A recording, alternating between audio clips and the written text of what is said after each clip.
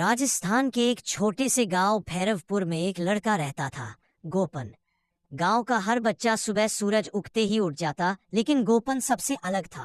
वो देर तक सोता, खेतों में मदद करने से कतराता और दिन भर बस इधर उधर खेलता रहता। उसकी माँ बार बार समझाती, बेटा थोड़ा अनुशासन सीख ले, समय किसी के लिए नहीं रुकता। लेकिन गोपन हंसकर कहता, अरे माँ, मैं तो मजे से जीना चाहता हूँ। ये अनुशासन मुशासन सब बूढ़ों के लिए होता है। गांव के बुजुर्ग भी उससे परेशान थे। जो काम उसे सौंपा जाता वो आधा अधूरा छोड़ देता। स्कूल का होमवर्क न करता, खेतों में देर से पहुंचता और फिर जब डांट पड़ती तो सब पर गुस्सा निकालता। धीरे धीरे लोग उसे लापरवाह गोपन कहकर पुकारने लगे। एक दिन गांव में खबर फैली कि प्रसिद्ध संत स्वामी श्री हरिदास गांव में आ रहे हैं। कहा जाता था कि वे जिस व्यक्ति को आशीर्वाद देते उसका जीवन बदल जाता।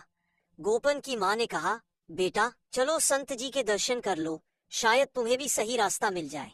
गोपन बोला, संत वो तो बस बातें करते हैं, असली काम तो हमें ही करना होता है। स्वामी हरिदास बड़े शांत भाव से लोगों को संबोधित कर रहे थे। उन्होंने कहा, संसार में दो ही शक्तियां होती हैं, एक जो हमें तोड़ती है और एक जो हमें बनाती है। अनुशासन वही शक्ति है जो हमें बनाती है। गोपन ने हंसते हुए धीरे से अपने दोस्त से कहा, अगर अनुशासन इतना बड़ा जादू होता तो सारे साधु करोड़पति होते। स्वामी हरिदास ने उसकी बात सुन ली। वे मुस्कुराए और बोले, बेटा क्या तुम्हें विश्वास नहीं कि अनुशासन इंसान को बदल सकता है? गोपन बोला, नहीं महाराज, मैं तो मानता हूँ कि किस्मत ही सब कुछ है। स्वामी ने कहा, ठीक है तो चलो तुम्हारी परीक्षा लेते हैं।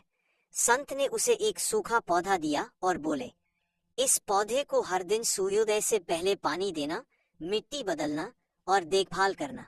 अगर 40 दिन बाद इसमें जान आ गई तो समझना कि अनुशासन में ताकत है। गोपन बोला, अगर नहीं आई तो? संत बोले, तो मान लेना कि संत की बातें केवल कहानियां हैं। गोपन ने यह चुनौती स्वीकार कर ली। पहले दिन उसने सुबह जल्दी उठकर पौधे में पानी दिया। उसे थोड़ा अजीब लगा, पर मन में जिद थी कि संत को गलत साबित करना है। दूसरे दिन नींद नहीं खुली, लेकिन उसे याद आया, अगर मैं नहीं गया तो संत कहेंगे मैं डर गया। वह भागा और पौधे में पानी दिया। तीसरे दिन बारिश थी, फिर भी वह भीगा हुआ पहुंचा और मिट्टी ठीक की। धीरे धीरे यह उसका रोज का काम बन गया।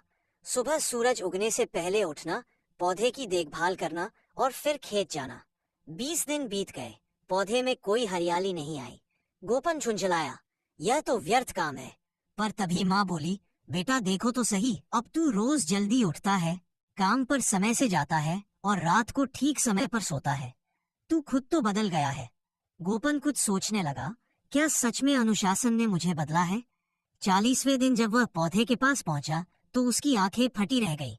पौधे की टहनी पर छोटे छोटे हरे पत्ते निकल आए थे। वह भागता हुआ स्वामी हरिदास के पास पहुंचा और बोला, महाराज पौधा जिंदा हो गया। संत मुस्कुराए, नहीं बेटा, पौधा नहीं, तुम्हारा जीवन जिंदा हुआ है। गोपन ने समझा नहीं, कैसे? स्वामी बोले, पहले तुम बिना सोच के जीते थे, आज तुम हर सुबह उद्देश्य लेकर उठते हो। वो पौधा नहीं बदला, तुम्हारे भीतर का अनुशासन अंकुरित हुआ है। जब मन पर नियंत्रण होता है तब किस्मत भी झुक जाती है। गोपन की आंखों से आंसू निकल पड़े। उसने संत के चरणों में सिर झुका दिया। महाराज आपने मुझे बदल दिया, अब मैं हर काम समय पर करूंगा, हर पल का सम्मान करूंगा। उस दिन से गोपन ने अपने जीवन का नियम बना लिया, कभी देर नहीं, कभी अधूरा नहीं। वह सुबह जल्दी उठकर खेतों में जाता, सब काम समय पर करता। धीरे धीरे गांव में उसकी पहचान बदलने लगी।